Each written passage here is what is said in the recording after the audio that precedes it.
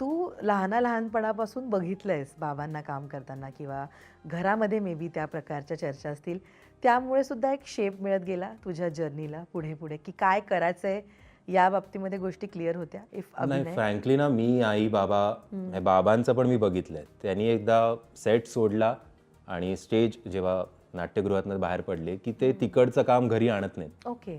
ते मग हा माझा फॅमिली टाईम आहे, मी फॅमिलीबरोबर एन्जॉय करणार. सो असं काही नाही, आम्ही सगळे असे we go with the flow. जे होईल ते एकत्रच सगळ्यांनी एन्जॉय करायचं आहे, जे डाऊनफॉल येईल तो एकत्रच सगळ्यांनी फेस करायचा आहे.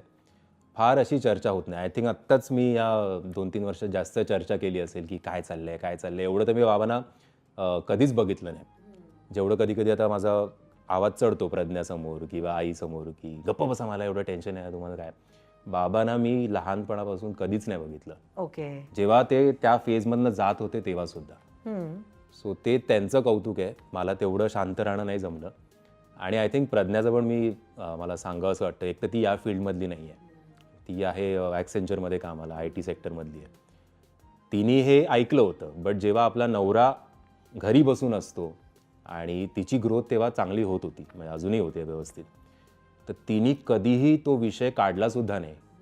जे मी बाकीच्या माझ्या मित्रांकडनं काही कपल्सकडनं, कारण हल्ली आपण बघतोय की या इंडस्ट्रीमध्ये किंवा ओव्हरऑल डिवोर्सचा रेट आणि भांडणांचा रेट किती चालला आहे, पण प्रज्ञानी कधीच तो विषय माझ्यासमोर काढला नाही की काय चाललं तुझ्या कामाचं, किती वेळ तू घरी बसून आहे, मी आता एवढ्या इथून सुरुवात केली होती, आता इकडे पोचली आहे, तू अजून तिकडेच, काही नाही.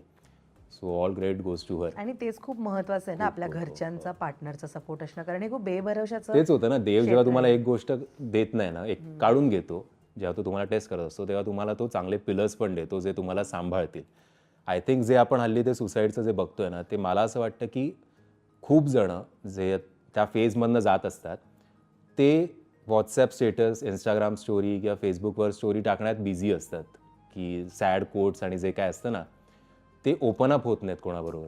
किंवा आपण डिरेक्टली आपली लाईफ कम्पेअर करतो दुसऱ्या हां, कोणाबरोबर तर ते तरी. नाही केलं पाहिजे. तो तुला भले सक्सेसफुल दिसत असेल, पण त्या सक्सेसच्या आधी तो कुठल्या ह्याच्यातनं गेलाय हे आपण इमॅजिन पण नाही करू शकत. नाही करू शकत.